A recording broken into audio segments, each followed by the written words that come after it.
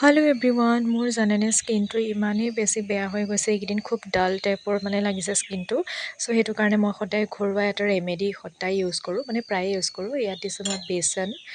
aloe vera gel আপোনালোকে ঘৰত থকা নেচাৰেল এল'ভেৰা জেলটোও দিব পাৰে কিন্তু মোৰ একদম শ্বুট নকৰে জানেনে